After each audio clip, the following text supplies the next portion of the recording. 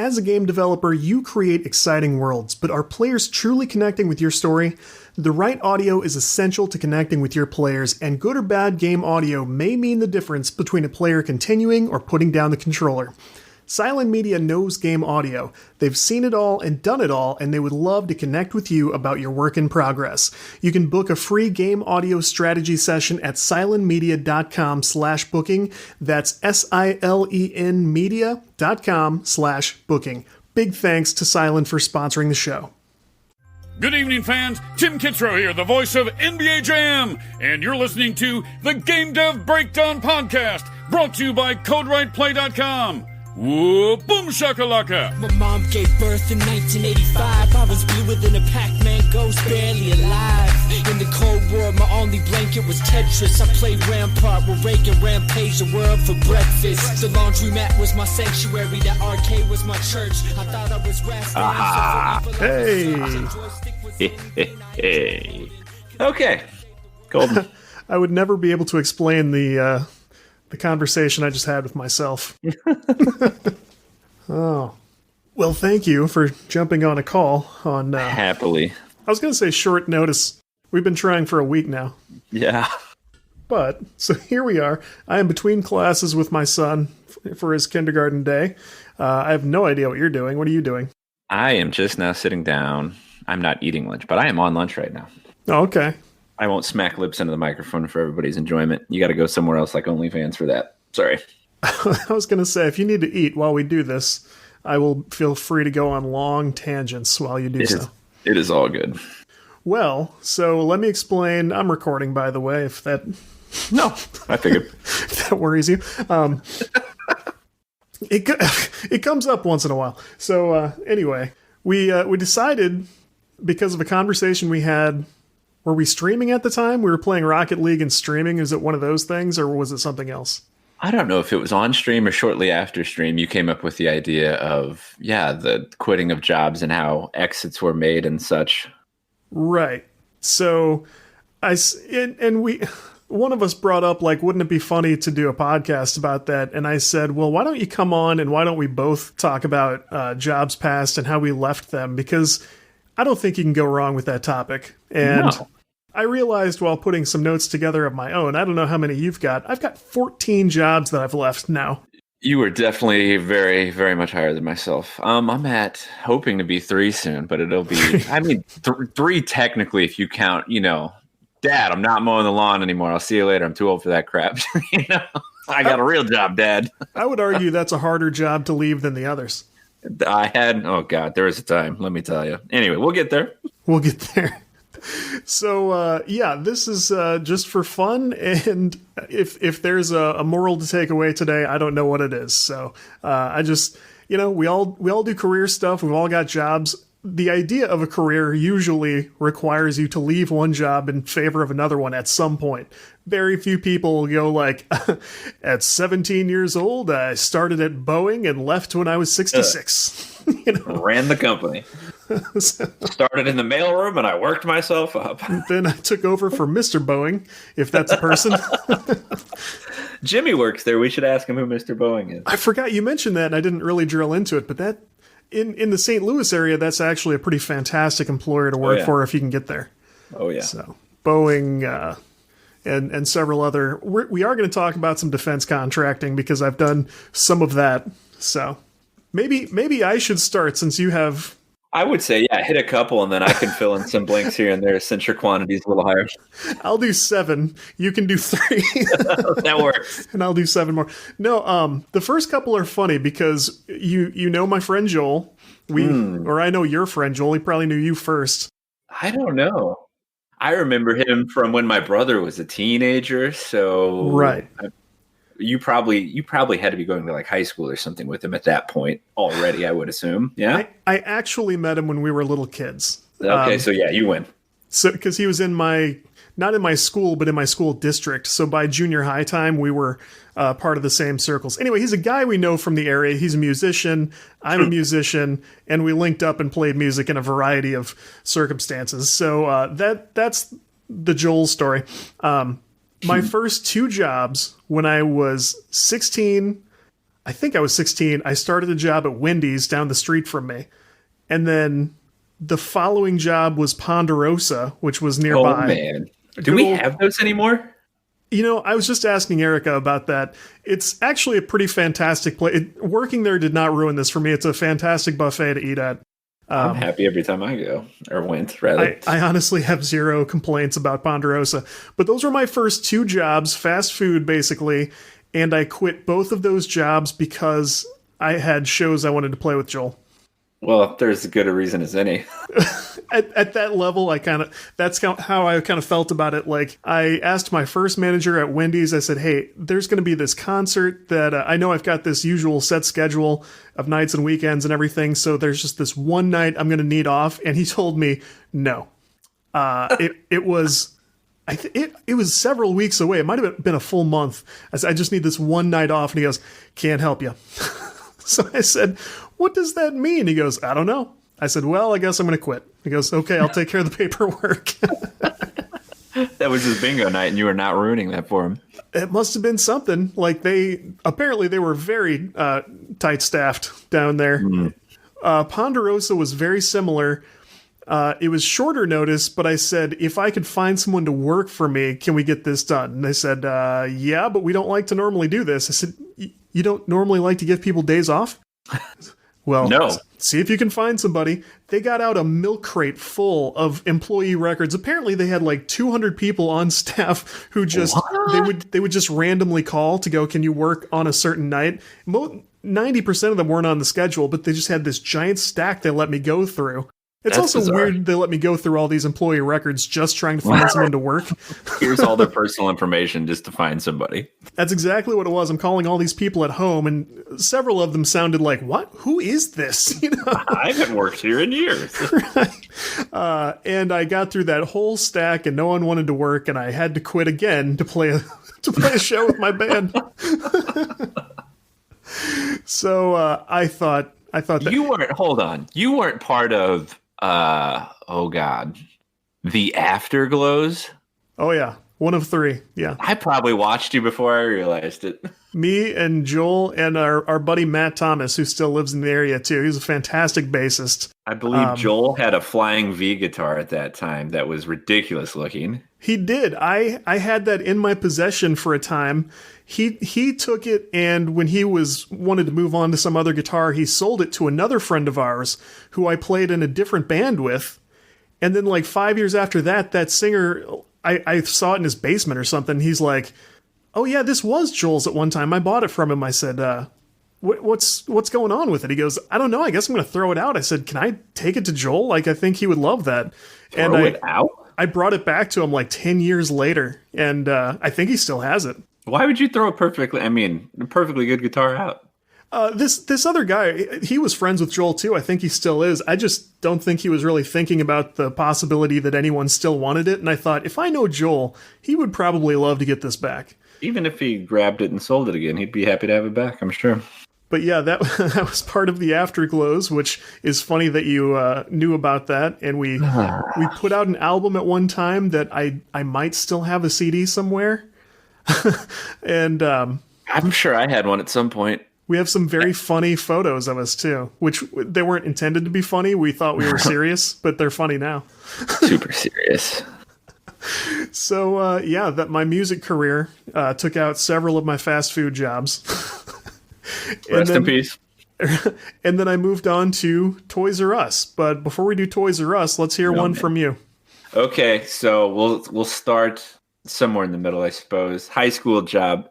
I as well did some fast food, following in the footsteps of my brother. Oh yeah, Hooked me up with the great honor of slinging tacos at the local Taco Bell. Taco Bell.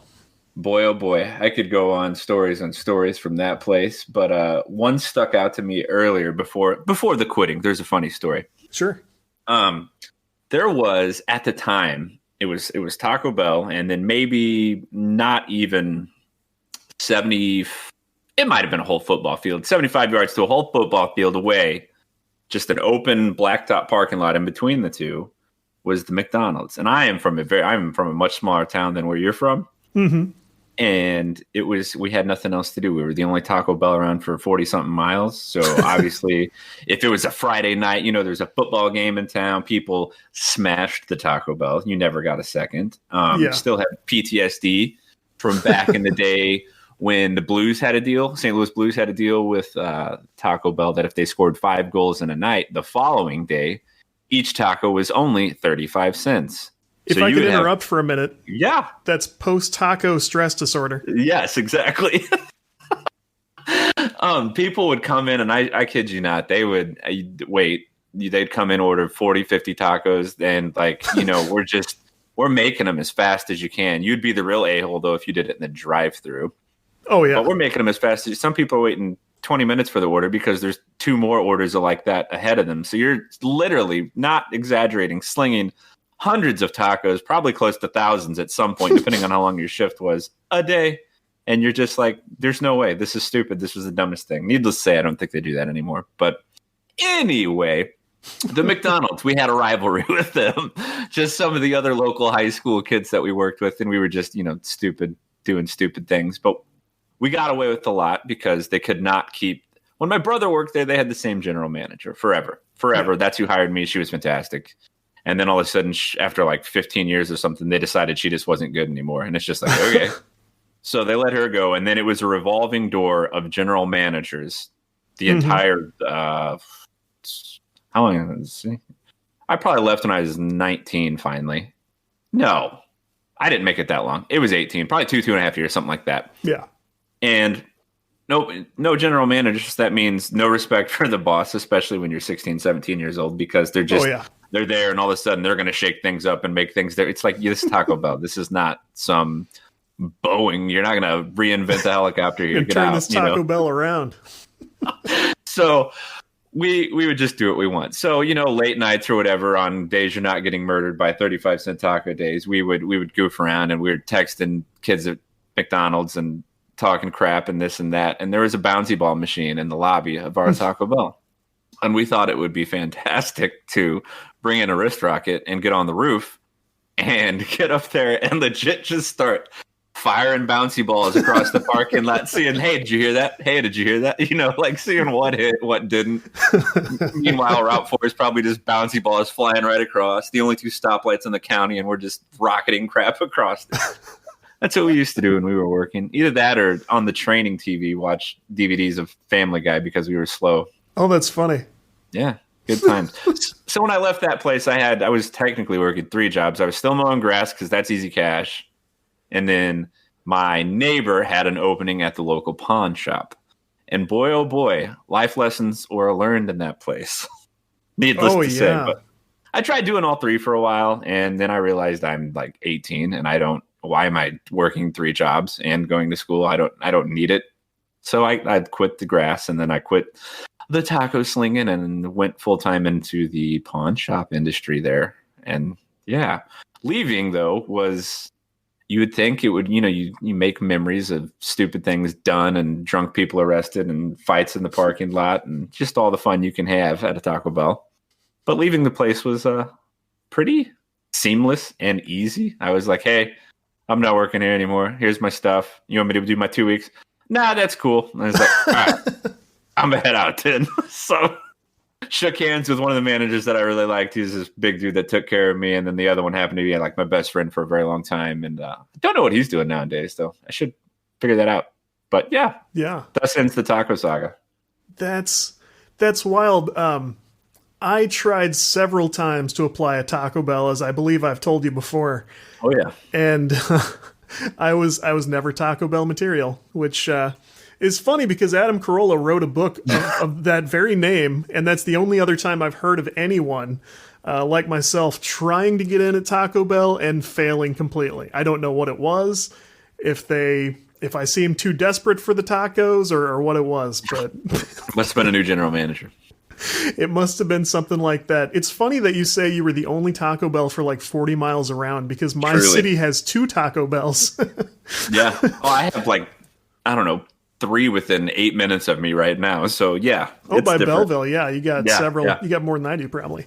Easily. That's so funny. Everybody should have to work fast food at some point in their life. It just teaches you a level of something that you can't get anywhere else. You know what I mean? Yeah, it's like you hear people say that about the military. Like, I think everyone should have to do like certain number of years in the military. I don't agree with that. I agree, do agree with fast food.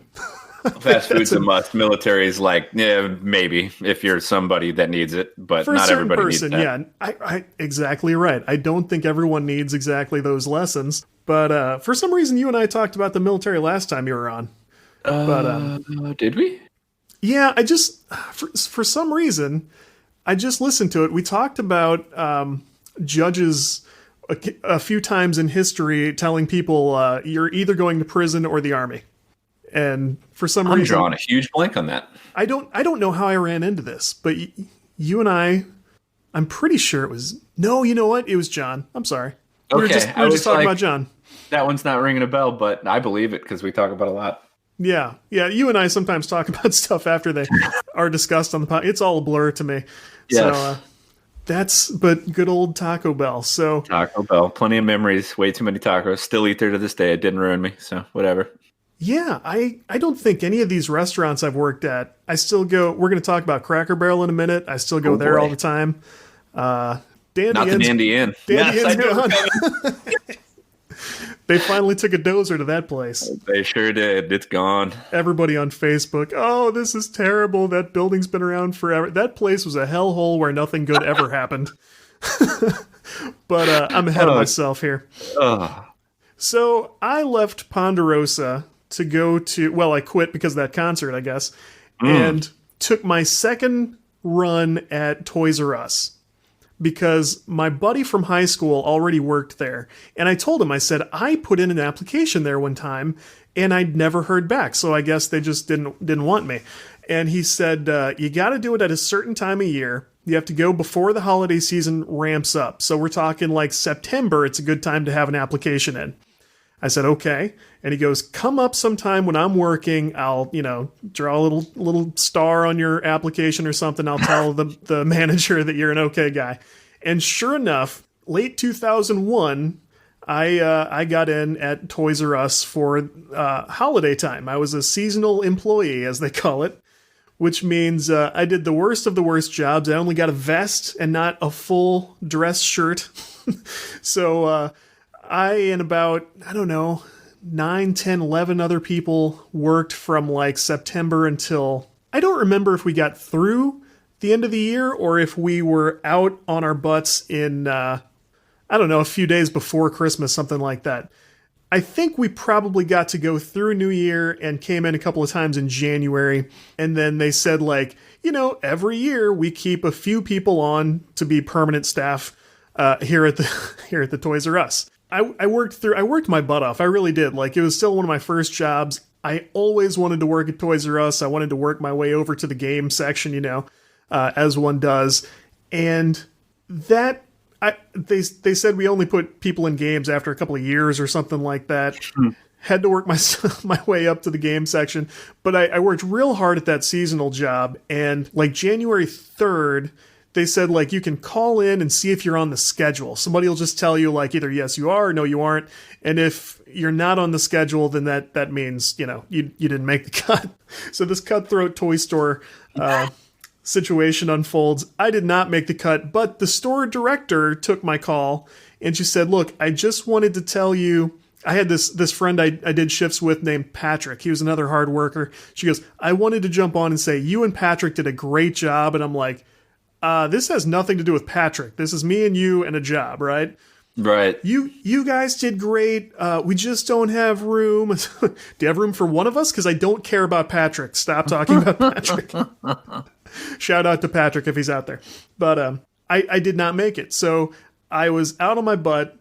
Got to come back like, the timeline's blurry now because I worked there 3 different times. But I came back much later. I was still doing nights and weekends because I was still in high school. Made a bunch of friends. I worked there for a really long time. Toys R Us was a pretty cool job. I could probably write another book all about working at Toys R Us. I was thinking about it at one time. Did you ever bring up the odd Toys R Us break-in attempt from your other employee friend? You want to talk about the Toys R Us break-in attempt? Because that was not in my notes, and that's a good story. I don't know if you brought it up or not. I know we've talked about it plenty of times, and I think it's too good to pass up. So yeah, go. The next 2 jobs here that I'm going to talk about, someone's going to end up in prison at each one.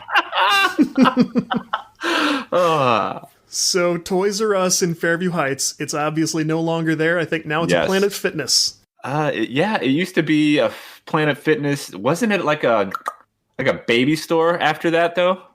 It was always a Toys R Us / Babies R Us. Maybe that's what I'm thinking, yeah.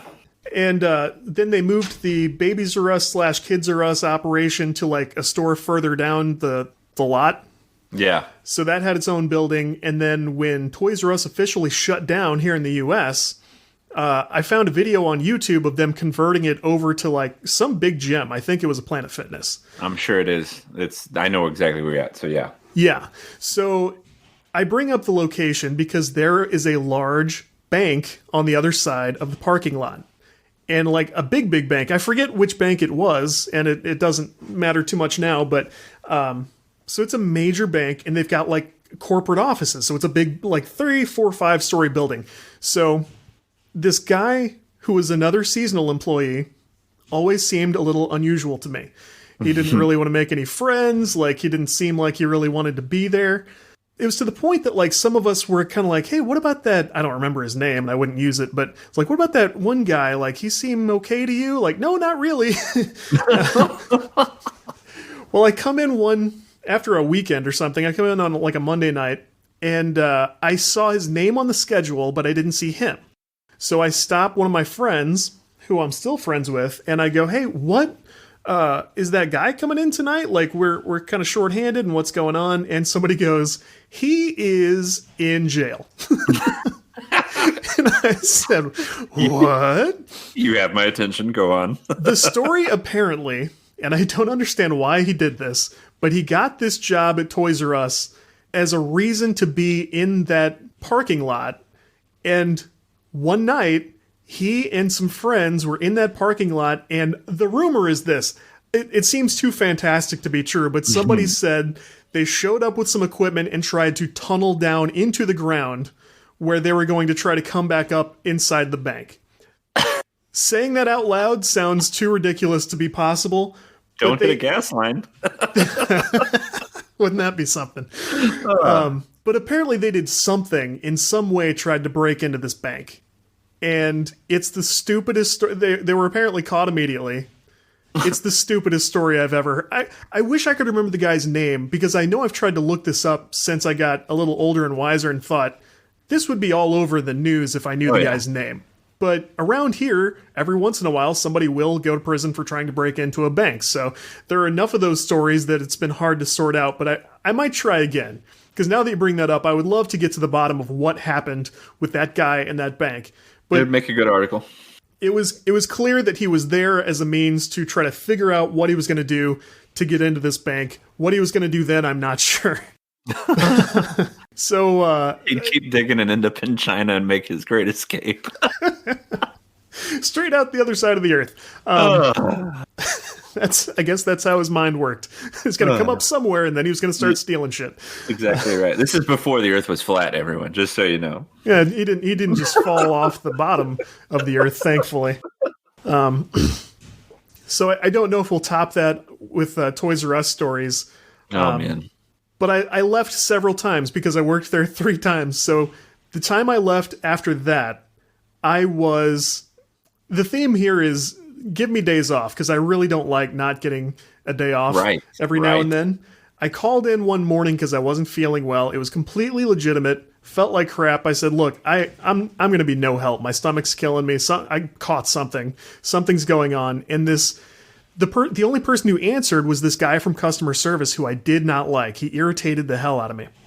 And he's giving me this. I said, hey, I'm calling in because I don't think I'm going to make it in this morning. I don't know who the manager is. He goes, well, you need to get in here. This isn't acceptable. I said, give the phone to the manager. Why do you think I'm speaking to you right now? Oh, well, I'm the supervisor this morning. I said, who is the manager on duty? He's like, I'm responsible for this, and you need to get in here. This is not acceptable. I said, okay, tell whoever I'm not coming in, and when they ask why, tell them this is your fault. Goodbye. I had a pretty poor attitude at the time. Not really. He sounds like he just wouldn't listen to reason. If I saw him today, I wouldn't be any happier to see him. I can tell you that. I think it's a no-nonsense attitude, and that was 100% nonsense. That was nonsense, exactly. I think that's very generous. So...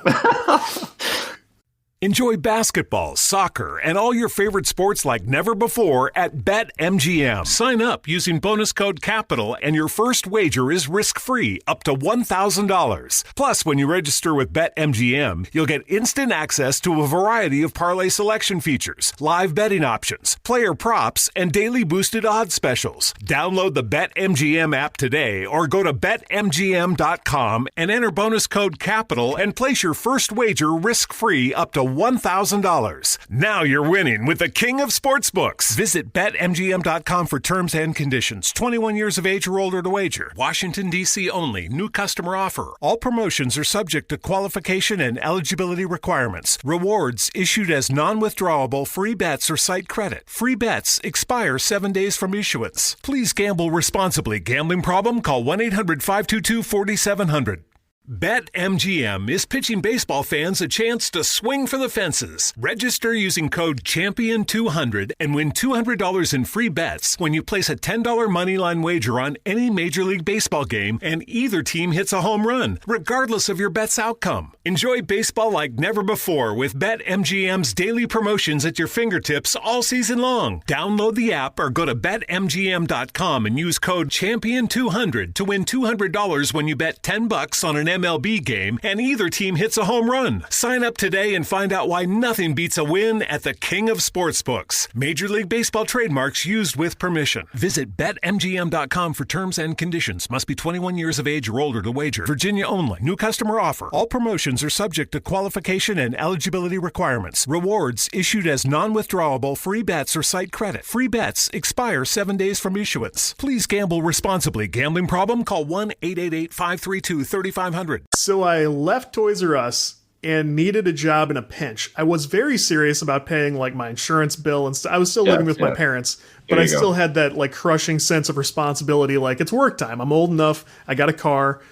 Need to pay the insurance. Let's get a job. So I went to, God help me, the Cracker Barrel. Cracker Barrel. Huh? And you can imagine what the interview process is like at Cracker Barrel, although one Erica Mitchell, Ooh. much the way I was turned away at Taco Bell, I did not clear this story with her. I should have her on sometime to tell this story because it's very funny. Absolutely should, yes. She was turned down at Cracker Barrel because she adjusted her watch because it had slipped down her wrist, and the manager copped an attitude, and he was like, if you're looking at your watch, you must have somewhere better to be, so I guess this is over. Wow. And they Did you guys turned work her at the away. same time? What's that? Did you work at the same time together there? She never got the job. Oh. She went to the one in Troy though. So it wasn't the same one. Her brother did work there and did the same job I did at Caseyville, which is right by East St. Louis, for those of you who don't know the geography. And that's to say it's a high crime, not great area. And I worked there a long time, actually. It was over a year. It might have been approaching 2 years, because once I got there, a couple of realizations hit me. Like, one, I'm proud that I'm here. Like, I'm proud that I copped an attitude and got rid of the last job. And now I'm here and I'm doing a hard job, but I'm proud that I'm doing it. And I'm proud that I'm staying. I'm proud that no one's like pissed me off and I haven't walked out, something like that. And I realized, like, I also maybe, having grown up like on the nicer side of the tracks there, I felt like I had maybe a real unfair attitude about the people there. As I got to know people there, I really liked them a lot. Like, I made really good friends there. People who, if I saw them today, we would probably hug. We'd talk for an hour. I was definitely no better than anyone there. So I stuck around. I thought, there's nothing wrong with this. I'm still working toward college and stuff, and fine. This is fine for now. So near the end of this time, we had this server, and I was in the dish room for a long time. I did want to like work my way out and maybe become a server or work in the retail shop that was attached. I thought, like, you could put me to some better use. Like, I'm reliable and I have a brain and I'm okay around people. Give me something else to do. Like, I'm not on drugs. I show up every time. Yeah, it's like, give me a shot at something else, and they wouldn't do it. So I was a little bit bitter about that. And that was especially toward the servers who had really bad attitudes. I thought, I don't understand why you get to do this, and I'm back here knee deep in filth, going home dead last every night. And this sucks. So we had this one server who I just could not stand. Don't remember his name either. But one night he was in a bad mood, and they would bring their drink trays back. They had these big plastic trays. We've all seen them with the spots for the cups, and they hold like 50, 75 cups. They're giant, these big things. And they have to run through the dish machine, or the cups will get them all screwed up, and they'll get dirty and make everybody sick, and they'll kill somebody. So servers would come back, and they'd put them on this tray, and we would run them through the dish machine and get them back to them super fast. He started coming back there and throwing them, like in our direction, like at us. And the first time I was like, I think that must have dropped off the counter. Like, I'm sure that's not what it looked like. I'm sure he wouldn't have come back here and chucked that at the other guy who was working back here. And, we had older people who worked back there who weren't able to do other jobs and stuff. Like, it was a dangerous situation. He comes back like 2 more times, and the last time I look at him, and he looks at the person and just throws it at them. And I followed him out of the dish room, and I yelled where everybody was watching me and could hear me. I yelled, "Try that one more time and see what I do." And he looked at me and just like walked off. Okay. Nothing else came of that. He did not do it anymore. And this was like, it was at a time in my life where I was proud of that, because I thought, like, I rarely stand up for myself. Like, I don't do this at school. I've been through a million things where I should have dropped somebody where they stood, and instead I took a bunch of crap from them. I was really proud of that, and I thought, yes, this is a turning point for old Todd Mitchell. I am going to start sticking up for myself and for others, and when I see something wrong, I'm going to say something. And that guy apparently, I think it was that night. If it wasn't that night, it was that week. Robbed a gas station at gunpoint. Jesus. With the gun he probably had on him at the job. In Caseyville, and because it was Caseyville, he points the gun at this lady and goes, "Give me the money." And she's like, like the third person to come in here tonight. I'm not giving you anything. I was going to say, third time this week, get bent. She calls the police right in front of him. I guess the gun's still pointed at her. And he freaks out and runs. He makes a run for it, tries to run home on foot, I guess. Oh, like wow. Why would you go home? Golly. I guess his plan was to rob this place on foot and just casually walk away. Or maybe he thought, if I run from the car, they won't figure out who I was or something. I don't know. I'm not an idiot, so I don't think this way. So yeah, he ran towards home. And this was apparently his grandmother's gun, because that's how things go. And this is Cheddar Bob written all over it. He was caught immediately and went to prison, where he probably still is. Golly. So COVID happened. He could have got out on good behavior or something. Well, and then he'll probably hear this, and that'll be another problem. But yeah, so I shouted down a guy with a gun, not realizing it probably. So what was he throwing cups for? They were dirty, or he's like, you didn't wash just because he's an ass, or what? He had a gun. He did what he wanted. I don't know. Just a douchebag. Oh, fair enough. So soon thereafter, I can't remember if I went. Yes, I can remember. From here, I got my job at Best Buy. And so immediately upon getting the job at Best Buy, I called them and said, I've got a new job. I'm all done. Like, that's it. And they're like, what do you mean? And I said, oh, I won't be back. I'm sorry. That's thanks for everything. And they're like, well, that's no notice. And I'm like, well, I've already got the other job. So, I mean, you can put in my file. I'll see you later. Have a good one. You can try to ruin my new job at Best Buy if you want, I guess. But I'm not coming back. So, so that was it until Best Buy. And I don't know if you knew this about me. There was a good stretch, especially during college, once I got out of high school, where I did 2 part-time jobs to make up like a little more than what would have been 1 full-time job, because nobody wanted me for a full-time job at the time. I was just some guy. I usually did either 2 restaurants, or I think I did. I went back to Toys R Us because I was willing to do like overnights. That's what it was. I was doing college at night, and on Saturday mornings, I would do Toys R Us overnight, and then I would do like Dandy Inn like the next evening. So that's what I did the first part of college, and then the latter part of college I was at Best Buy. So that was very hard work. But you want to throw another one in here? Get back in the mix. Yeah. So upon working at the pawn shop for my neighbor, this is how sweet this gig was, and how I got it to end also. She was my neighbor. I, of course, mowed their grass. They had no children, and they trusted no one. So I mowed their grass, and I was instantly trustworthy. So she approaches me one day after said grass was mowed and said, "Hey, we need somebody to work at the pawn shop. Can you just come in a little bit after school for a few hours and test video games?" And I said, what? Sure. Where have you been my whole life? Thank you. So I go in. Needless to say, I did plenty more than just test video games. I'm sure. It was everything. People tend to think, from my experience of talking with them, that like it's all jewelry, and then once you quote hawk it, it's gone. That's not how it works. It's a loan system with interest. Right.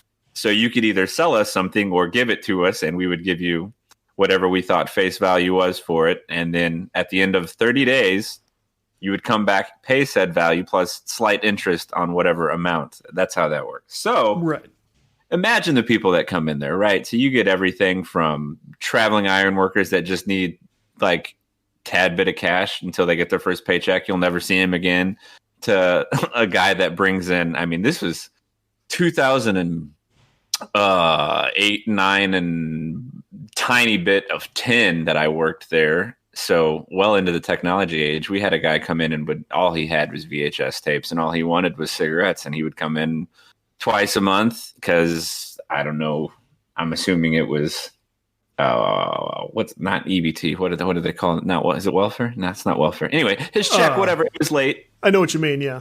And he would come in and he just needed money for cigarettes. So we'd give him like $10 for, I don't know, 50, 60 VHS tapes. He would always come back though. Those were his tapes. He wanted to watch them and he wanted to smoke cigarettes. So there you go. He got what he wanted. We got what we wanted. The story was over. So let me walk that back for a minute. Like, the system was like the same thing as basically the food stamp system. They just didn't actually do like real food stamps anymore, but it was like state assistance. Yes. But they could use that on stuff there? Well, is that what you're saying? It's like, why do people get paid twice a month? Is that welfare? Or what type of assistance program is that? Social Security, you mean? Maybe that's what SSI checks. Yeah, probably that's what it was. Something like that. Or like disability or something like that? Yes. It's one of those couple, because it was the same thing at Taco Bell. Like, there'd be certain parts of the month where like things were dead, but all of a sudden you get paid twice a month, and then all of a sudden you get a bunch of those people come out, and it would be like you could just bet on being busy those certain times of the month because people got paid, type of thing. Yeah, retail was that way too. Yeah. So it was kind of like that for him. So we did everything from, I mean, you talk about musical instrument. I mean, you were in there. We had game systems, guns. I did. I got to see it. It was actually pretty nice. I liked it. I bought a knife there. Yeah. Oh yeah. I forgot about that. I've still got that knife. It was a great place to be. I learned, my eyes were open to some things. I don't want to say I had a sheltered life, because by no means do I think I was sheltered, but maybe I learned some things at an earlier age than I had anticipated. So it was fantastic. The lady was great to me. She was kind of like a second mom. I would almost say very, very different than my own mother, but second mom nonetheless. But it was good times working there. And I stayed there, like I said, 2.5, 3 years also, and then got an opportunity for an internship for something I went to school for. Nice. Kind of. And it was paid. So you go from making when I was working at Taco Bell, I wasn't 18. They didn't have to pay me minimum wage. I was slinging tacos for like $6.35 an hour, and that was 2006. That was not that long ago. Minimum wage when I started was $5.15. Minimum wage would have been like $6.50, $6.75. So I was a good quarter or something underneath. I don't even remember at the time. Yeah. You know, you do little things, take a test and say you can portion out food, and you get like a 10-cent raise or some shit like that. So it all evened out in the long run. But when I worked at the pawn shop, I was making, if minimum wage is like $7.25, I was making like $8.25. So I was like, big time over there. You're ahead of the curve, yeah. Exactly. And then this internship came along for a place that I guess you could say I'm still currently employed. That was not supposed to turn in any one type of job. Yeah. But they were paying like $12.50 an hour, a paid internship. I was like, bye, see you later. So I went there and started doing that. And then they wanted to hang out with me, keep me along for a while. And they were really good about my college schedule at the time because I was doing a lot of traveling for that at 3 different campuses. So I stayed there for about 3.5 years, and then I wrapped up my associates, nothing special. And then I worked basically after I wrapped that up a whole year, part-time, full-time. So, like 39.9 or 5 hours every paycheck. So they didn't have to pay me anything. Oh, right. Yeah. And then they extended full-time to me, which I took because at the time it was a good opportunity. And you were already doing it. Yeah, I was already doing it anyway, so I might as well get paid a little more for it. Yeah. So, and then I happened to be there as of today for there still. So we'll see. Hopefully in the next, I'm not counting chickens before they hatch, but hopefully in the next few days here, I get some information that allows me to make a decision, and then I can say bye-bye.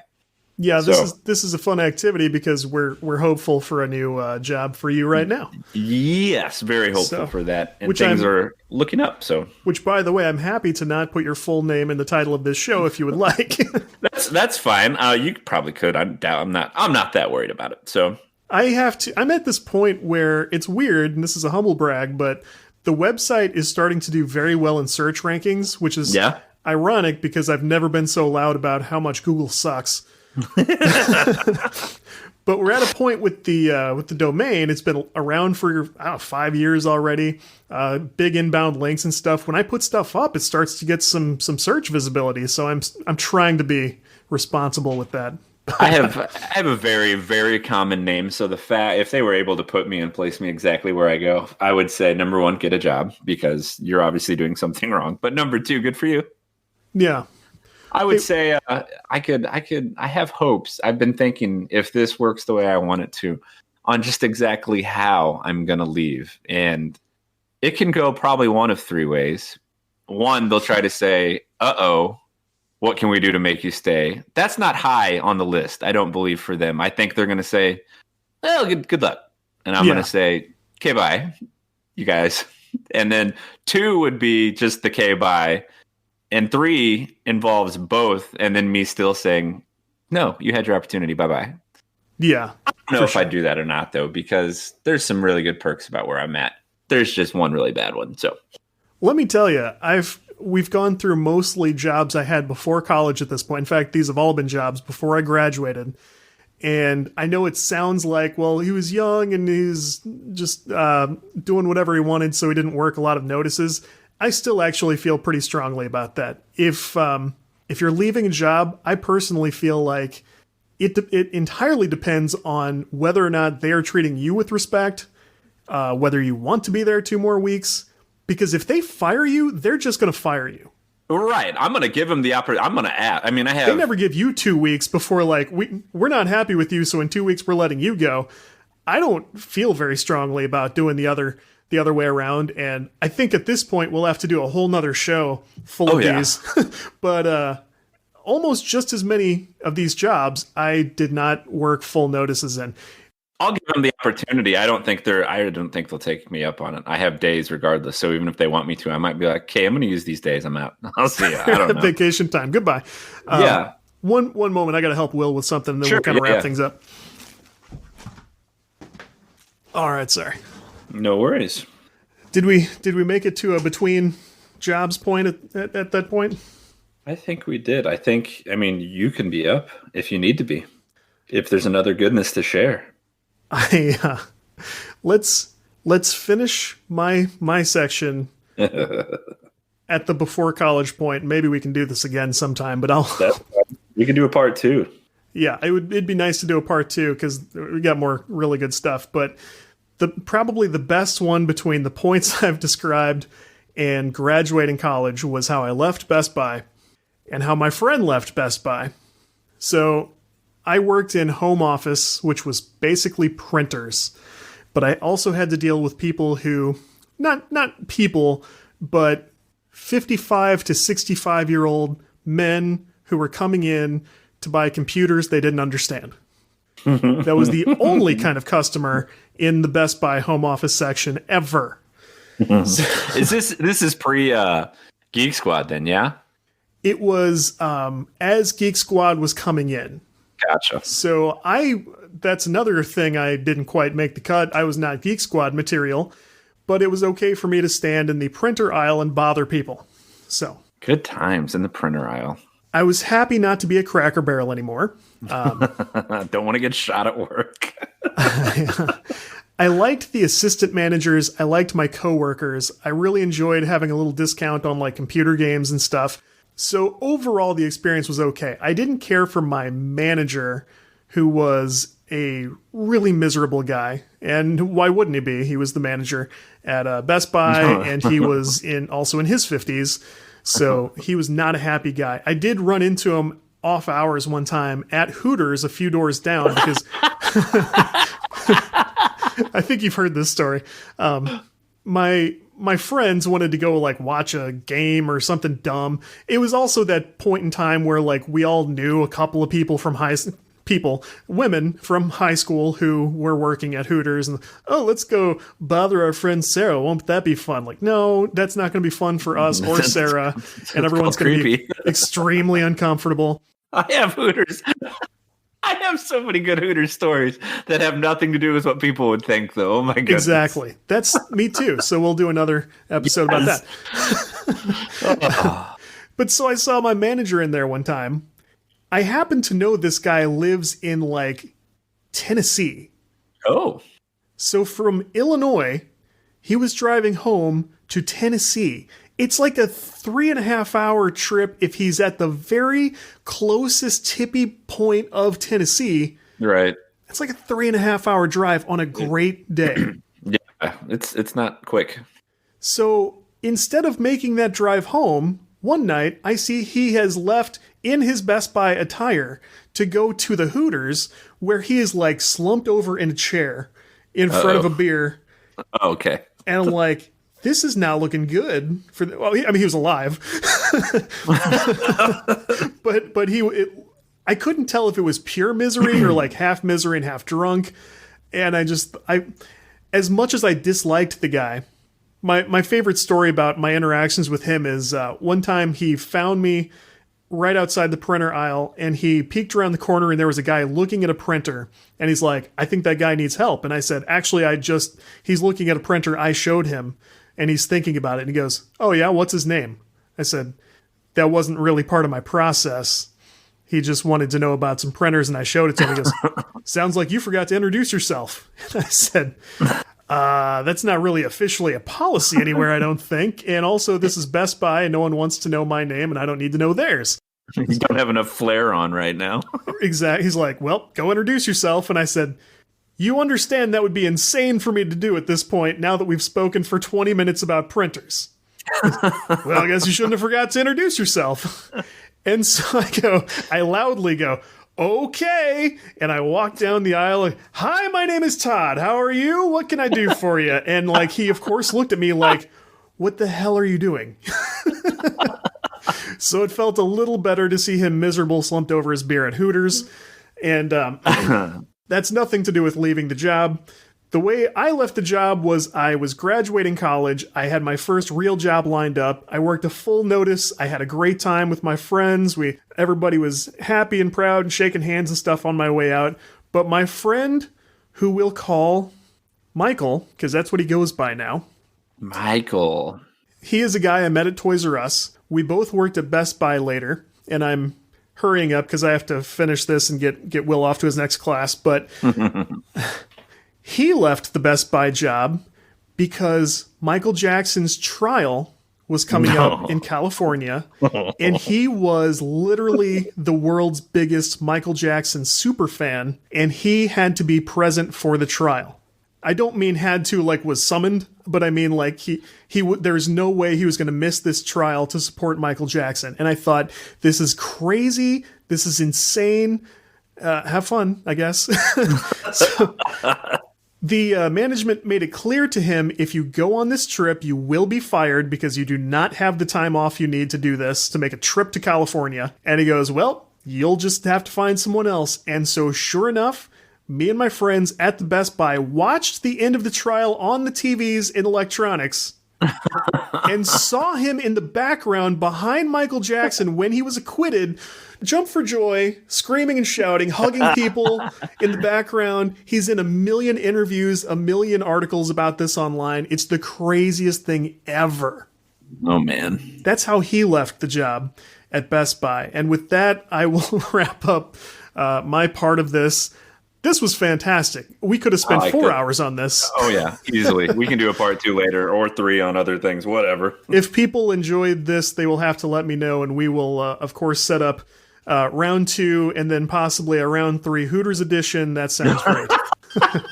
I'm laughing because there's oh my God, just the stories. And it's not about girls at Hooters at all. Right. None of them. It's just a place where weird stuff happens. 100%. Absolutely it is. I'm sure the girls there would actually, okay, so podcast idea, ex-girls of Hooters that could talk about everything that actually, the weirdness of Hooters. For professional reasons and for family reasons, I would not participate in it, but I would happily pass that along to anyone who wanted to run with it, and they would have my full support. Oh yeah, I mean, it would make money. People listen to true crime and everything else. That would work.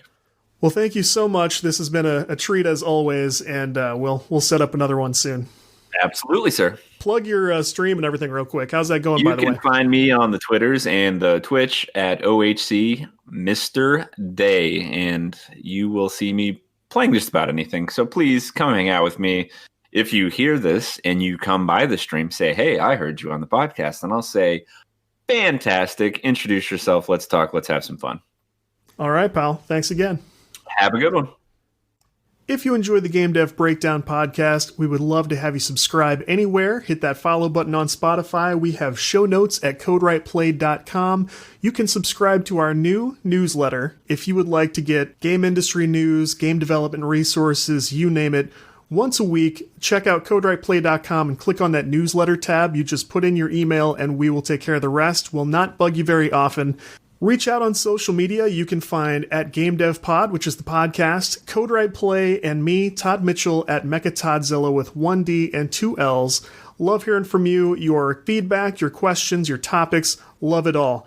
Find our Discord server at CodeWritePlay.com. Hang out with us during the week. We're your virtual co-workers all week long. That's it for this time. We'll be back with more great stuff in just a few days. So for Game Dev Breakdown and for CodeWrite Play, Todd Mitchell here saying, take care, everybody. Talk to you real soon.